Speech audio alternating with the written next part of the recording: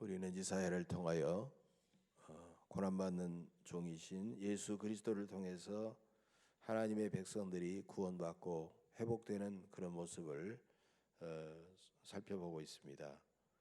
이제 하나님은 세상 만민들에게 구원의 잔치상으로 초청하고 계십니다. 이게 1절 2절이죠. 너희 오라 너희 목마른 자들아 물로 나오라 돈 없는 자들도 오라 너희는 와서 사 먹되 돈 없이 값없이 와서 포도주와 젖을 사라.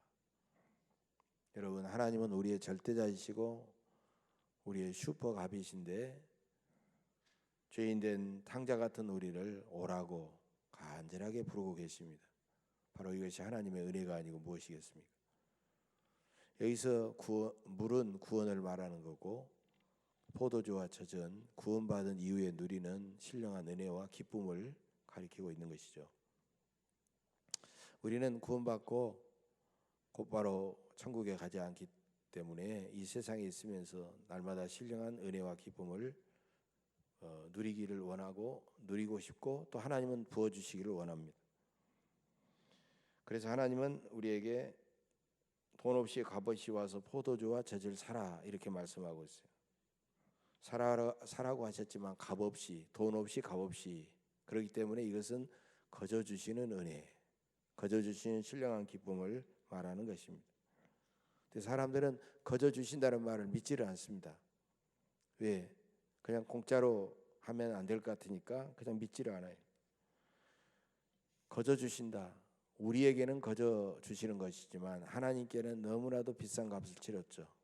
예수 그리스도의 독생자 예수 그리스도의 보혈을 치르시고 계산할 수 없는, 우리가 도저히 값으로 살 수 없는 그 은혜, 그 신령한 은혜와 기쁨을 우리에게 주신다는 겁니다. 그래서 에베소서 2장 8절에 보면 하나님의 선물이라 그랬어요. 구원은 하나님의 선물이다. 우리가 돈으로 계산할 수 없기 때문에 하나님이 우리에게 선물로 주신 거예요. 그래서 우리는 선물로 구원을 주신 것을 감사합니다 하고 받으면 되는 거예요. 구원은 우리의 인생의 목마름에 해가리고 그리고 회복되는 것이지만 사람들은 전혀 엉뚱한 데서 구원을 찾으려고 애를 쓰고 있죠. 그래서 본문 2절에 보면 그런 사람들을 향하여 주님께서 이렇게 말씀하십니다. 너희가 어째 양식이 아닌 것을 위하여 은을 달아주며 배부르게 하지 못할 것을 위하여 수고하느냐. 너희 내게 듣고 들을지어다. 그러면 너희가 좋은 것을 먹을 것이며 너희 자신들이 기름진 것으로 즐거움을 얻으리라. 양식이 아닌 것, 배부르게 하지 못할 것은 무엇이겠어요? 잠시 있다가 사라져버리는 세상의 권력, 물질, 성공, 인기, 쾌락 이런 세상적인 것들을 가리키는 겁니다. 육신적으로 누리고자 하는 그런 것들을 가리키는 것입니다. 그래서 하나님은 너희가 그 헛된 것을 위하여 어찌하여 수고하느냐, 어찌하여 너희가 애를 쓰느냐라고 그렇게 말씀하고 있습니다. 아무리 바빠도 하나님 앞에 나와서 신령한 은혜와 기쁨을 구해야 된다는 거예요. 약효가 아무리 뛰어난 약도 소문만 듣고 가만히 있으면 그 약은 나와 아무런 상관이 없어요. 내가 직접 약국에 가서 약을 사가지고 그 약봉지를 털어서 입에다 넣고 해야 그 약효가 나에게 퍼지게 된다는 거예요. 아무리 바빠도 우리가 예배의 자리, 기도의 자리로 직접 나아가서 그 말씀을 듣고 하나님의 은혜를 체험하고 기쁨을 체험해야 된다는 거예요. 그래서 우리는 오히려 일이 많을수록 바쁠수록 내가 더 주님 앞에 가야지, 우리는 은혜의 자리로 달려와야 됩니다. 하나님 지금 너무 바쁜데요. 그래서 오라는 거야.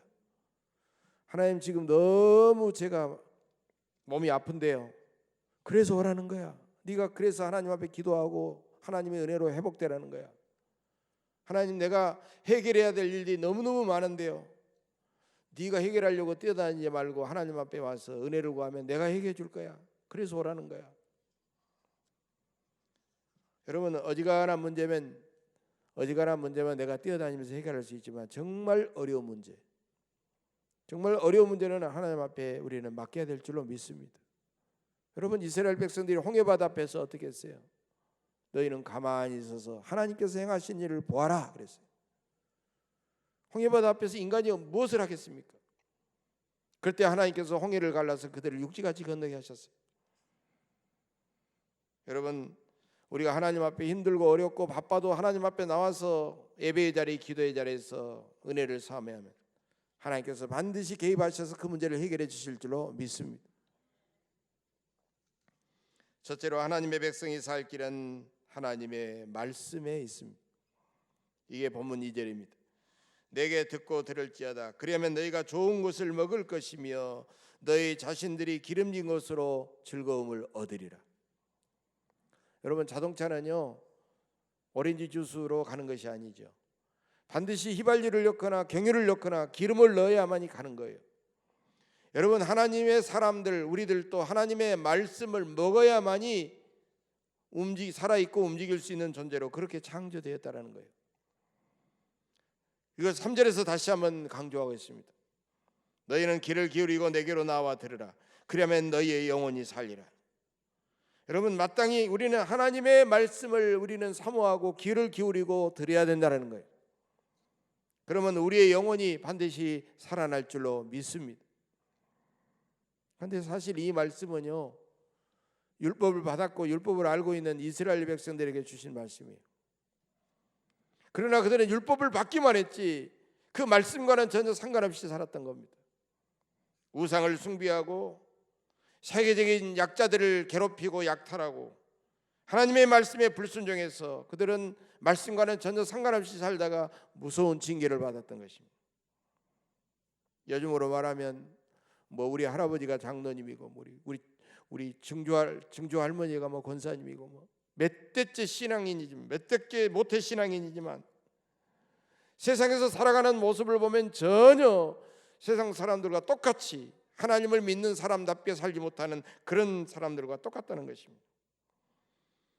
그래서 그들은 무서운 징계의 회초리를 맞았기 때문에 하나님께서 너희는 다시 내게로 나와서 내 말을 들어야 된다. 그래야 너희 영혼이 살아난다라고 말씀하고 있습니다. 여러분, 믿지 않는 사람들만 복음을 듣는 것이 아니라 우리가 늘 수시로 우리는 성경을 펼쳐서 복음을 읽고 듣고 우리는 예배 자리에서 복음을 읽고 듣고 해야 된다는 것입니다. 그래야만이 우리의 영혼이 우리의 마음과 영혼이 살아나게 된다는 것입니다.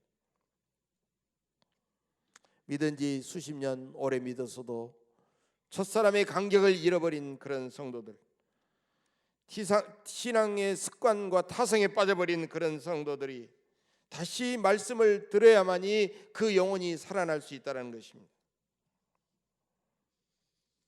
그리고 3절에서 하나님은 말씀을 듣고 다시 살아난 그들에게 내가 너희와 영원한 언약을 맺으리라고 말씀하고 있어요. 여러분, 언약이라고 하는 것이 뭡니까? 언약은 말씀 원자 약속한다 할 때 약자예요. 말씀으로 맺는 약속이에요. 너희가 내 말을 지키면 내 말에 순종하면 내가 너희들을 책임져 주고 축복해 주시겠다라는 그런 약속입니다. 하나님의 말씀의 보증수표죠. 그러나 아브라함과 모세와 맺었던 처음 언약은 그들의 불순종으로 인하여 산산조각이 나버렸어요. 이제는 하나님께서 마지막 카드로 예수님을 보내주셔서 예수님을 통하여 우리에게 영원한 언약을 맺어주셨어요. 바로 그것은 십자가의 구속의 은혜로 주신 언약입니다. 바로 신령한 새 언약입니다. 새 언약은 예수님의 보혈이 우리를 보호하기 때문에 우리가 예수님의 보혈의 은혜를 믿고 구원받고 그 보혈의 공로를 의지해서 살아가게 되면 예수님의 보혈이 우리의 영과 혼을 지키고 보호하기 때문에 우리는 세상에서 범죄해도 그 언약이 취소되거나 깨어지지 않습니다. 여러분은 새 언약의 자녀들이기 때문에 세상에서 하나님의 말씀을 붙들고 담대하게 살아가시기를 간절히 바랍니다. 두 번째로 하나님의 백성이 살 길은 기도에 있습니다. 이게 6절에 나와 있죠. 너희는 여호와를 만날 만한 때에 찾으라. 가까이 계실 때에 그를 부르라. 여기서 찾으라, 부르라 이 말은 다른 말이 아니죠. 기도하라는 말이죠. 찾으라 이 말은 대충 그냥 설렁설렁 몇 번 찾고 끝내라는 말이 아니에요. 이것은 마태복음 7장 7절 이하에서도 너희는 구하라, 찾으라, 구하라, 문을 두드리라. 그래 3번씩 계속해서 강조하고 있는 거예요. 혼신의 힘을 다해서 간절하게 그렇게 찾으라, 그렇게 기도하라라는 말이에요. 언제 찾느냐? 만날 만한 때에 찾으라라고 말씀하고 있어요. 여러분, 하나님의 기도 응답에는 때가 있습니다. 우리가 기도할 때도 때가 있지만 그 하나님의 응답에도 반드시 때가 있다라는 거예요. 그래서 기도 응답은 물론 은혜와 부흥에도 때가 있다는 사실을 우리는 기억해야 됩니다. 그때가 지나가면 응답과 은혜와 부흥과 그 모든 구원의 때의 문은 닫혀버리고 말기 때문입니다. 여러분, 우리가 우리 어린 자녀들을 키워보면 알겠습니다만 그 자녀들에게도 반드시 구원의 때가 있다는 거예요. 구원의 때. 그래서 통계를 보면 18살이 왜 나옵니까? 1318이라고 그러잖아요. 18살이면 이제 고등학교 3학년이 되는데 18살 이전에 예수님을 영접하지 않으면 18살 이후에 예수님을 영접할 수 있는 사람은 아무리 최선을 다해도 20%밖에 되지 않는다는 거예요. 80%의 사람은 영영 이제 우리가 구원받을 수 길이 닫혀버리고 만다라는 거예요. 그래서 우리가 아이들에게 복음을 전한다고 하는 것이 그렇게 중요한 것입니다. 아이들은 거의 대부분 그대로 가는 거예요. 18살에만 믿음을 지키게 되면, 예수님을 영접하게 되면. 그래서 우리는 은혜의 때를 붙잡는 심정으로 저들을 돌보고 저들을 양육해야 됩니다. 고린도후서 6장 2절의 말씀입니다. 내가 은혜 베풀 때 너에게 듣고 구원의 날에 너를 도왔다 하셨으니 보라 지금은 은혜 받을 만한 때요 보라 지금은 구원의 날이로다. 우리는 은혜의 때와 구원의 날에 하나님께 늘 반응해야 된다는 겁니다. 지금 이 말씀을 여러분들에게 주신 이유도 지금 여러분들이 이 설교를 듣고 내게 은혜가 주셨으면 내가 그렇게 해야지 반응하라는 말이에요. 우리가 예수 믿기 전에는 구원받기 위해서 하나님을 찾았지만 이제는 구원받았으면 그 은혜의 감격과 기쁨을 충만히 누리기 위해서 계속해서 하나님을 찾고 하나님 앞에 기도해야 된다는 것입니다. 그래서 여러분, 기도는요 의무가 아닙니다. 기도는 머리 무거운 일이 아니에요. 목사님이 늘 기도하라고 하니까 내가 억지로 기도하는 게 아니라는 거예요. 기도는 감격이고 기도는 우리가 힘들고 어렵지만은 하나님 앞에 나가서 기도할 수 있다는 특권이 기도인 겁니다. 기도는 감격이요 특권입니다. 또 가까이 계실 때 그를 부르라고 했습니다. 부르라는 말은 크고 간절하게 부르라는 뜻이죠. 여러분, 기도를 많이 한 사람은요 기도를 쭉 하게 되면은요 하나님께서 내 곁에 가까이 계심을 느끼게 되는 겁니다. 그때 아무 데든지 어느 곳에서든지 무엇을 하든지 주여 하고 하나님 앞에 기도하는 것입니다. 그래서 하나님은 우리 가까이에서 우리를 초청하고 기다리고 계시는 겁니다. 너는 지금 은혜 받을 만한 때다. 너는 지금 말씀을 들을 때다. 너는 지금 기도할 때다. 네가 기도하면 내가 너를 치유할 것이다. 내가 너를 회복시켜 줄 것이다. 그러나 기도하는 사람은 하나님의 임재를 느끼고 늘 기도하지만 기도하지 않는 사람은 둔감해서 전혀 자기 생각과 자기 힘으로 살아가 버리고 끝내는 것입니다. 여러분 항상 기도의 그 줄을 놓치지 말고 늘 하나님 앞에 간절히 가까이 계신 하나님 앞에 부르짖어 주님을 찾고 기도하시기를 간절히 바랍니다. 세 번째로 하나님의 백성이 살 길은 바로 회개에 있습니다. 본문 7절에 나와 있죠. 악인은 그의 길을, 불의한 자는 그의 생각을 버리고 여호와께로 돌아오라. 그리하면 그가 긍휼히 여기시리라. 우리 하나님께로 돌아오라. 그가 너그럽게 용서하시리라. 여러분, 우리가 거룩하신 하나님과 늘 영적으로 교제하기 위해서는요 먼저 제약된 생각과 제약된 언어와 제약된 삶의 방식을 다 우리는 버려야 됩니다. 우리가 사람들에게 복음을 전할 때도요 하나님의 사랑만을 전하는데 하나님은 의로우시고 거룩하신 분이다라고 하는 것도 함께 전해야 됩니다. 그 사람이 들을 때 때로는 상처받을까 봐 오해할까 봐 그냥 사랑만 막 강조하는데 우리는 사랑도 강조해야 되지만 하나님의 의로움과 거룩함도 함께 강조해야 돼요. 하나님의 거룩함, 하나님의 의로움이 없는 사랑은 가짜 사랑이기 때문입니다. 에스겔서 18장 31절 말씀입니다. 너희는 너희가 범한 모든 죄악을 버리고 마음과 영을 새롭게 할지어다. 이스라엘 족속아, 너희가 어찌하여 죽고자 하느냐. 죄악된 그런 모든 생각과 마음을 버리고 하나님 앞에 돌아와야만이 우리의 영과 우리의 마음이 새롭게 된다라는 그런 말씀입니다. 여러분, 회개에는요, 버리는 것이 있고 채우는 것이 있습니다. 죄악을 따르는 그런 옛사람은 과감하게 우리가 내버리고 성령으로 충만하여 새롭게 되는 새 사람은 우리 속에 충만히 채워야 되는 것입니다. 그래서 하나님께서는 사람을 구원하실 때에도, 질병에서 그 사람을 치유할 때에도, 그 사람에게 엄청난 축복을 부어주실 때에도 항상 먼저 점검하는 게 있어요. 네가 진정 회개했느냐고 말이에요. 우리에게 회개하기를 먼저 명령하신다는 것입니다. 우리는요, 당장 문제 해결이 더 급하지만 하나님은 너는 지금 회개했느냐, 회개를 먼저 우리에게 찾으신다는 것입니다. 왜냐하면 우리의 마음, 우리의 영이 살아나는 것이 더 중요하기 때문입니다. 회개하면 죄가 씻겨나고 축복의 강물이 그 심령 속에, 그의 삶 속에 흘러 들어올 줄로 믿습니다. 회개는요, 그냥 물이 가득히 빵빵하게 들어있는 수도관의 수도꼭지를 쫙 여는 것과 같습니다. 수도관에는요, 엄청난 압력을 가지고 수도꼭지만 열리기를 기다리는 엄청난 물이 기다리고 있어요. 회개의 꼭지를 쫙 열면은 쫙 축복의 물이 쏟아지게 되는 것입니다.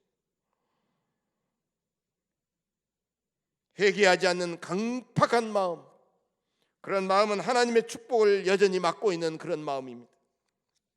여러분, 회개가 없는 치유, 회개가 없는 회복, 회개가 없는 부흥은 불가능하다는 것입니다. 마귀는 자꾸 우리 곁에서 속삭입니다. 네가 회개하면 하나님이 너를 혼낼 것이다, 이렇게 위협하지만 하나님은 오늘 본문에서도 내가 너희를 너그럽게 용서하시리라, 너그럽게 용서하신다고 분명히 약속하셨어요. 하나님의 말씀을 붙잡고 간절히 기도하고 진실로 회개하는 사람에게는 이런 놀라운 축복을 부어주실 줄로 믿습니다.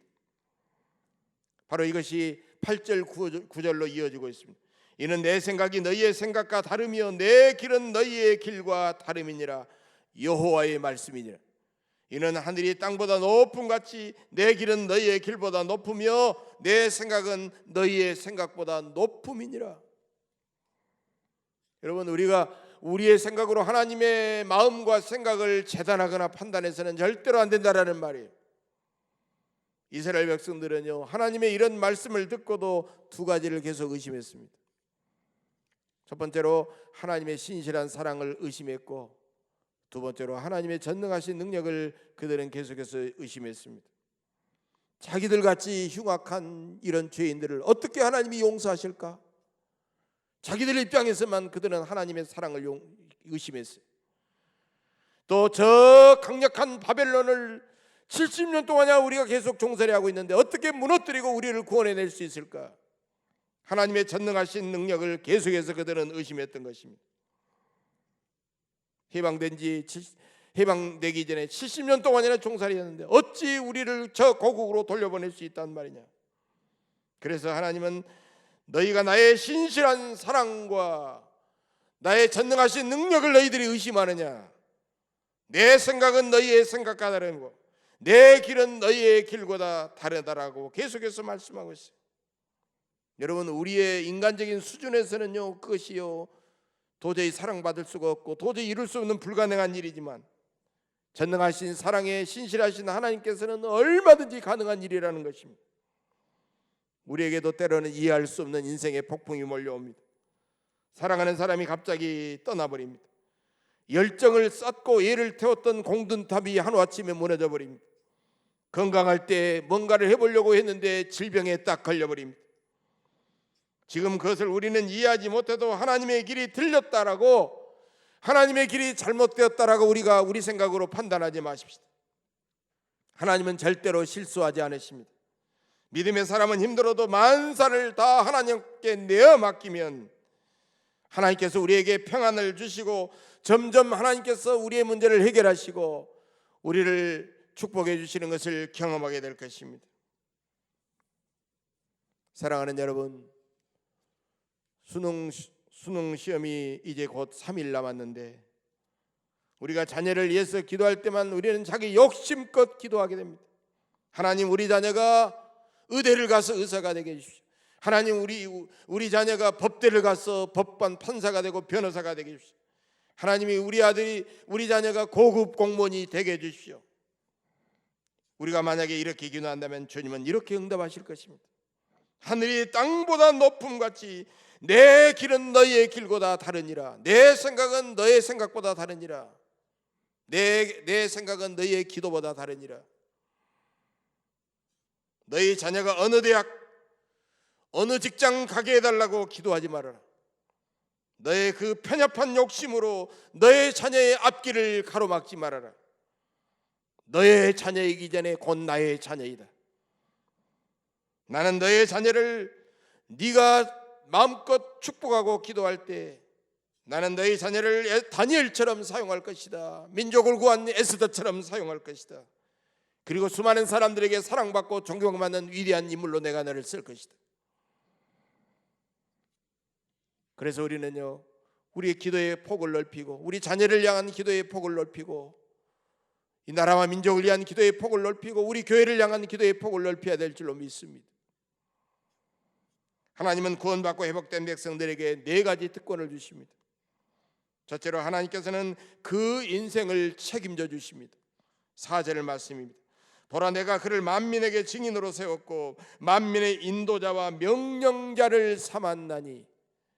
바로 이 말씀은 앞뒤 구절을 살펴보면 바로 글을 할 때 그는 다윗을 가리키는 것을 알 수가 있어요.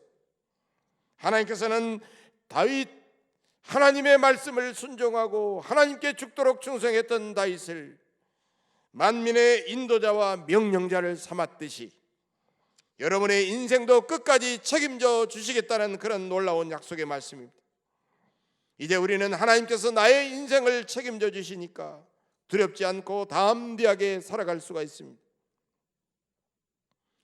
두 번째로 하나님은 우리에게 부흥의 바람을 보내주십니다. 5절에 나와 있죠. 보라, 네가 알지 못하는 나라를 내가 부를 것이며 너를 알지 못하는 나라가 내게로 달려올 것은 여호와 내 하나님 곧 이스라엘의 거룩하신 이로 말미암음이니라. 우리가 알지 못하는 수많은 사람들이 우리에게 몰려오게 된다는 거예요. 우리가 잘해서도 아니에요. 우리가 말씀 듣고 회개하고 기도할 때 하나님께서 우리에게 그렇게 보내주신다는 부흥의 놀라운 약속입니다. 바로 이것은 신약 사도행전에 나타난 초대교회가 엄청나게 하나님의 은혜로 부흥한다고 하는 하나님의 예언의 말씀입니다. 자기밖에 몰랐던 이스라엘 백성들이 성령으로 충만해지자 세계 열방에 나가서 생명의 복음을 증거하며 그들이 영화로운 존재가 될 것이다라는 그런 말씀입니다. 우리 예원교회도 성령으로 더욱 충만해져서 2021년도에는 더욱더 부흥하고 우리가 세계의 복음화를 위해서 기치를 내걸고 헌신하고 충성할 때 하나님은 우리 교회에 그런 큰 은혜와 기쁨과 축복을 부어주실 줄로 믿고 또한 우리를 더욱 영화롭게 해주실 줄로 믿습니다. 세 번째로 하나님은 우리의 삶에서 하나님의 말씀이 다 성취됩니다. 11절 말씀입니다. 내 입에서 나가는 말도 이와 같이 헛되이 내게로 되돌아오지 아니하고 나의 기뻐하는 뜻을 이루며 내가 보낸 일에 형통함이니라. 회복된 우리의 삶에서 하나님의 말씀은 이제 하나도 땅에 떨어지지 아니하고 다 성취된다는 것입니다. 여러분, 오늘 설교 말씀을 듣고도 여러분들이 마음속에 감동이 되고 은혜가 되면 여러분들이 아멘으로 응답하신 분에게 오늘 말씀이 반드시 성취될 줄로 믿습니다. 그래서 우리는 오늘은 무슨 일이 이루어질까? 늘 우리가 어떤 일을 할 때 하나님의 말씀이 나에게 이루어질 것을 믿고 기대가 되고 흥분이 되고 말씀을 듣고 읽고 그 말씀을 묵상하고 살아가게 되어지는 것입니다. 하나님은 그런 사람에게 시시때때로 꼭 필요한 말씀을 허락해 주실 줄로 믿습니다. 네 번째로 하나님은 말씀이 성취된 우리에게 충만한 기쁨을 부어주실 것입니다. 12절의 말씀입니다. 너희는 기쁨으로 나아가며 평안히 인도함을 받을 것이요 산들과 언덕들이 너희 앞에서 노래를 바라고 들의 모든 나무가 손뼉을 칠 것이며. 여러분, 하나님의 말씀을 듣고 간절히 기도하고 늘 진실로 하나님 앞에 회개하는 사람에게는 하나님의 기쁨이 충만하기 때문에 세상과 대자연의 산들과 언덕과 들의 나무들이 노래하고 춤추는 모습으로 그들이 보게 될 것이다라는 말씀입니다. 여러분, 현실은 변하지 않았어요. 현실은 변하지 않았지만 그들의 마음과 그들의 영이 그렇게 기쁨으로 변하게 됐다는 것입니다. 이 세상은 여전히 어둡고 절망적이지만 진실로 회개하고 은혜 받은 사람들에게는 천국의 기쁨이 충만하게 될 것이다라는 그런 말씀입니다.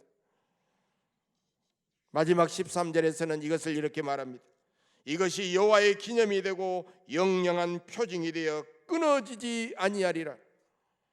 이렇게 기쁨이 충만한 하나님의 백성은 하나님께서 살아계시다라는 그런 기념이 된다는 거예요. 그리고 그들이 바로 영원한 증거가 된다라는 그런 말씀입니다. 바로 우리 자신들의 삶이, 우리의 모든 것들이 하나님의 기념이 되고 하나님의 증거가 된다는 것입니다. 바로 그 사람이 증인이 되지 않겠어요? 사랑하는 성도 여러분, 우리 주님을 간절히 기다리는 이제 대림절이 오늘부터 시작이 됐습니다. 대림절 신앙은 바로 기다림과 소망과 인내의 절기입니다.